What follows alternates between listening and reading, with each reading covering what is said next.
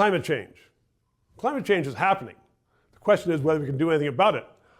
Our government is always saying, well, we are going to tax it, and therefore in 15, 20, or 30 years, we will be winning against climate change. But what about now? Dr. Blair Feltmate is a professor of environmental studies at Waterloo. He joins me right now because you know about the environment, and people are wondering now about the debate after all the histrionics saying, well, what about what we should be doing right now? Well, what we should be doing right now is preparing for the extreme weather risk that's on the ground today. The floods, the fire, the extreme heat. Is that all as a result of climate change, or is it just natural climate history, if you will?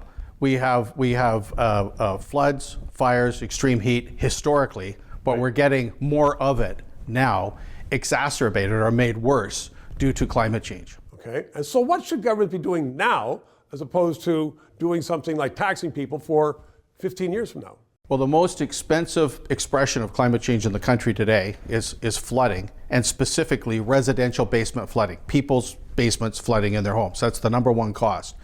We know a lot of what we can do around the outside of the property and in the basement itself for homeowners to give them direction on how to protect their properties today so that when the big storms hit, there's a much lower probability that their basement will fill with water. Is that the government's responsibility to make sure that homeowners are dealing with their basements? I think so to a certain extent. But basically what the government is doing is just saying to them, this is what you can do to protect yourself. So it's sort of government helping homeowners to help themselves.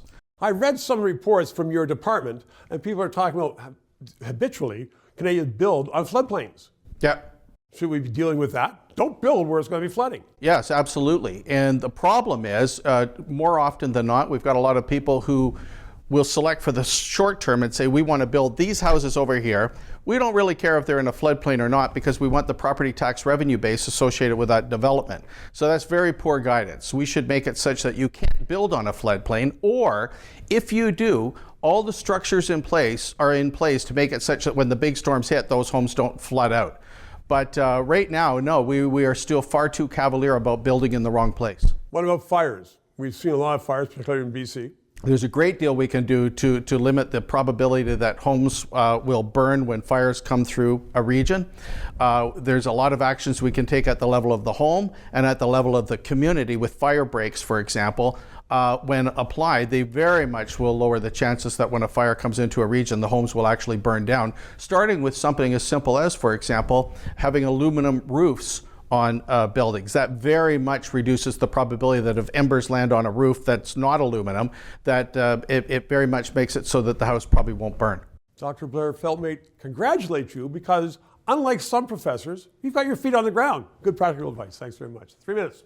Every day, Justin Trudeau tells you, I am making life more affordable for Canadians. And if you believe that, don't watch the station. But if you think that's baloney, as I do, that's a lie, then keep watching for non-biased, non-Prime Minister's Office funded news analysis. To keep us on the air, please donate. PayPal or send a check. 303 Bay Street in Toronto. We'll get it. We need the money.